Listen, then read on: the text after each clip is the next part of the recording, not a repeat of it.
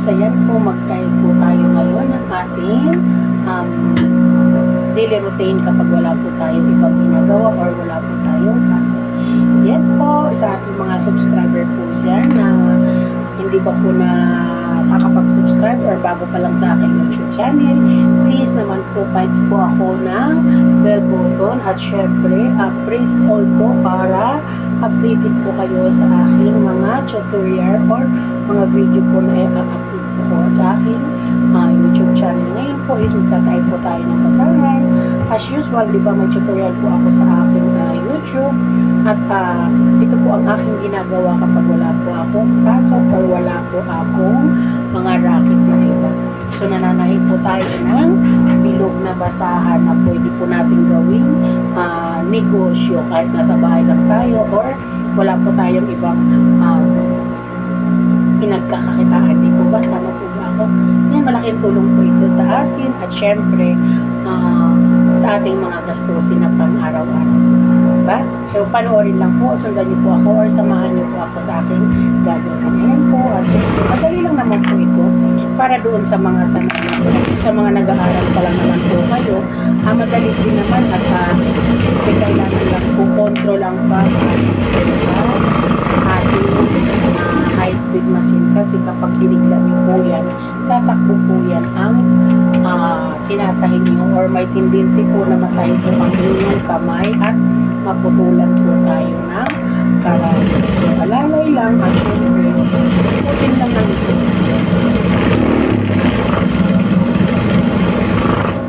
So, yun lang po ang ating gagawin na pwede natin dudubihan ko yun. Dudubihan ko yung sakit. So, ganyan lang po tayo. Madali lang naman po.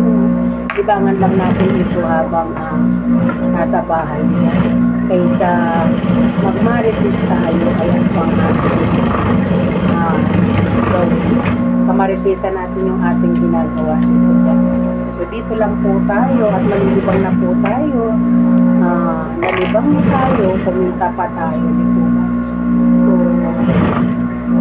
madali lang naman po ito doon talaga sa mga interesado. Pero kung hindi ka talaga interesado matuto or gumawa ng anumang po pwede mong gawin, mahirap gawin. Kailangan kahit anong trabaho, kailangan may passion ka doon sa iyong ginagawa para ma-enjoy mo yung iyong ginagawa. So, kaya naman yung kahit anong gawain kung talagang hindi ka interesado, hindi ka mag-enjoy doon sa iyong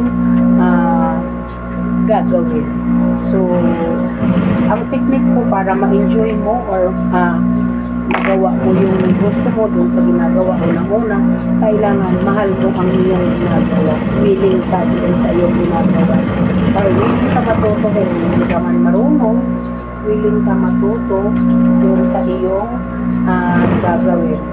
Laking tulong ay so, ayan. Parang nakita nyo ako, pinatay ko. Ako sanay na ako, pero pinapatay ko pa ang makina niyan kapag napuputol yung sinulit. Kasi, unang-una, hindi natin maiwasan ang aksidente or malay kung aksidente kung maapakan yung kanyang Pangalawa, sayang yung kuryente kung hindi naman ginagamit.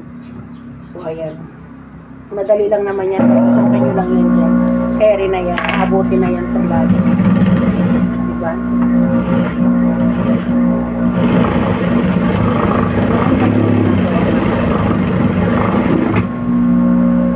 Ganyan lang tayo ang ginagawa natin.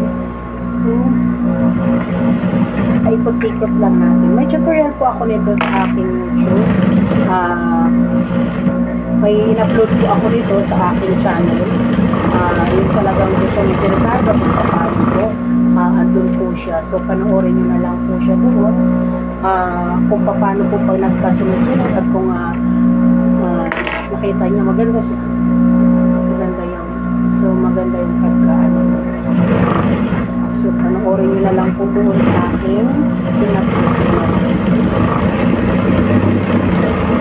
So, madali lang. Parang naglilibang ka lang. Diba? So, kaya ko ito gawin maghapon. Aga pa nga ito matatapos. 1,000 ang bilang ito na aking gawin. So, nakatay-tay na ito. Tatayin na lang ito. diretso na lang ng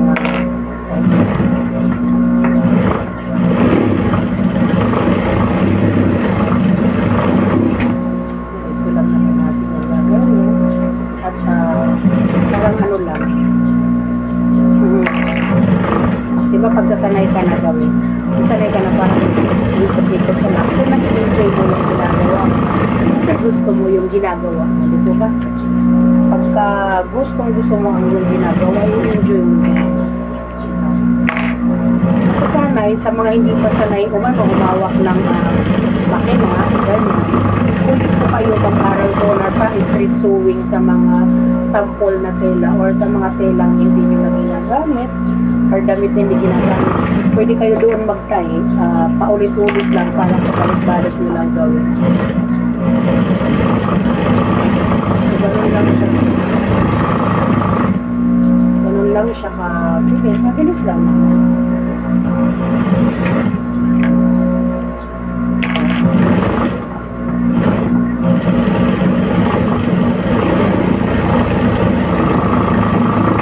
Ganun lang siya. Paulit-ulit lang siya.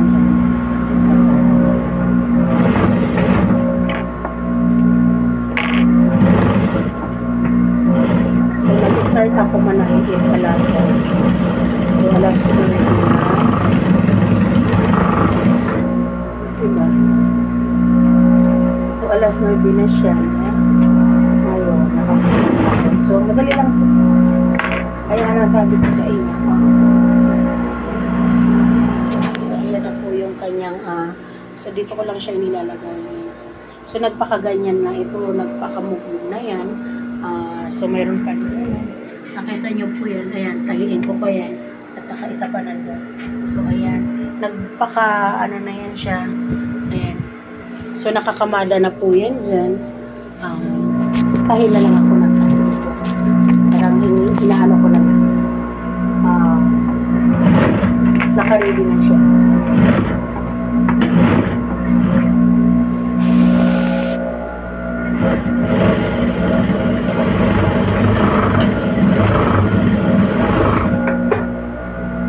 So, yung pag, ano naman ang sinulid, habang nagtatahi kayo, di iikot nyo na din sa bobin ng rewinder ng sinulid para hindi na kayo masasayang ang oras nyo. So, sabay-sabay lang siya na pag lalagay ng sinulid mo. Kasi lang, pag natuto ka na, ma-enjoy mo. Pagka natuto ka naman na yun, tapos lalo na nagustuhan mo yung ginagawa, maya-maya gusto mo na lagi manalo. O diba? Nasa bahay ka lang, may kita ka. Ano ba? Dali lang naman, parang nagpaikot ka lang ng ano, diba? Parang nagpaikot ka lang ng bilog na ano na pinaikotan mo ng tayo. Dali lang naman.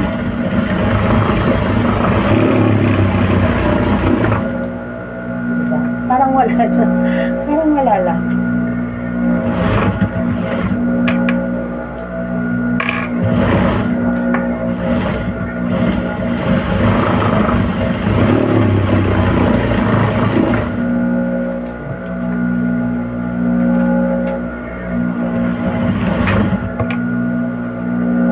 Madali lang ito kasi nakaano na siya, may movement na siya. Ay na lang tayo.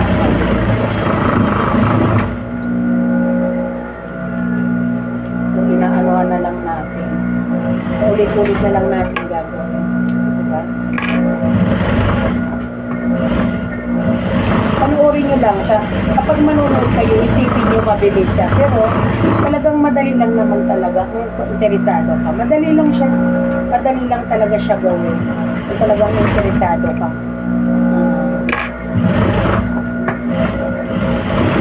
Panoorin mo yung aking ginagawa. Diba sabihin na parang nakakailang ikot lang tapos nakaagad. So, ganun lang yan ang inyong gagawa.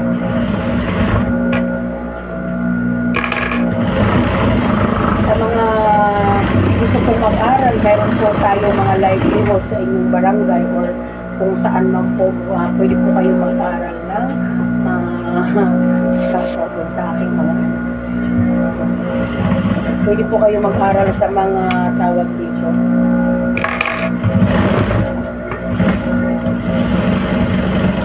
Sa mga livelihood or sa mga city na manpower.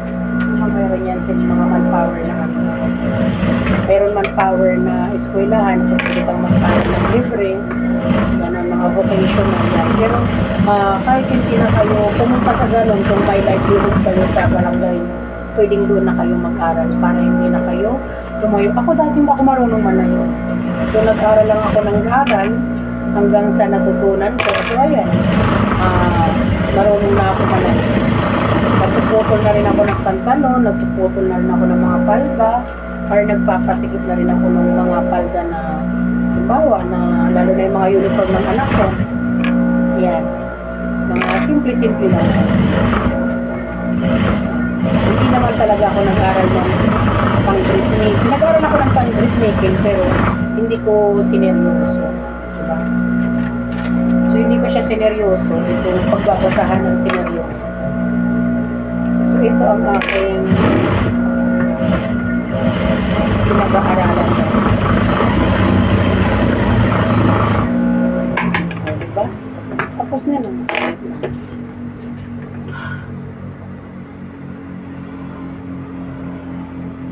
So, ayan, magkakamada po ulit tayo ng ating mga tatahiin.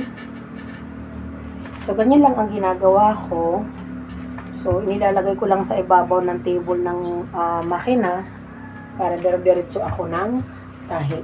So, kinakamada ko lang siya rito para hindi ako pamaya-maya kuha dito sa langgana. Parang hassle siya.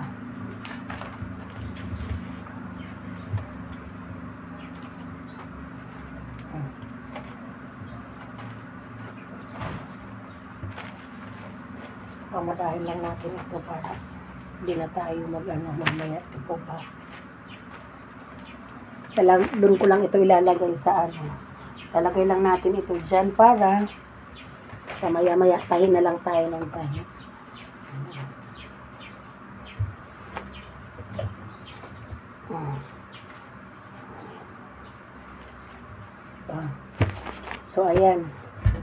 So, ayan mga ka-Virgonars, ayan pa, talagang willing po kayo magtahi. Provide lang po kayo ng makina at syempre isang high-speed po na makina ang inyong i-prepare at pwede nyo nang umpisahan ang inyong sideline habang nasa bahay kayo. Pag-aralan nyo lang yung paglagay ng sinulid. Ito yung ating dito rewinder. Habang nagtatahi ka, pwede ka na magre-rewind ng babi ng sinulid para pag naubusan ka ng sinulid dito, mayroon kang tawag dito, mayroon kang pamalit na naka-ready na siya. Hindi mo na kailangan tawag dito, hindi mo na kailangan papatayin or another oras na naman. Continuous na siya. So, ayan lang po yung dalawang sinulid. Naka-ready na siya yung ito yung pang ilalim para dito, rewind. So, ayan, nakakonect na yan siya dyan. Kasi ito naman yung pagtahi. So, ayan, maraming salamat po guys. At sana magkaroon po kayo ng idea at matuto po kayo or magkaroon po kayo ng idea na kahit nasa bahay lang tayo, pwede tayong kumita or makatulong po tayo sa ating pamilya or sa ating mga asawa na nagtahanap buhay. Kasi sa panahon po ngayon, mahirap po kung isa lang ang inaasahan. Kahit paano dapat mayroon po tayong sideline na kahit pa paano makakatulong, di po ba? So, ayan, maraming salamat po at please po, hits po ako, the notification bell, pa-subscribe po ako sa aking YouTube channel, Virgonars, at saka siyempre sa hindi pa po naka-follow dyan sa aking Facebook, please follow po ako sa aking Facebook, Narcisa Balbada. So, ayan, thank you so much po. Bye-bye!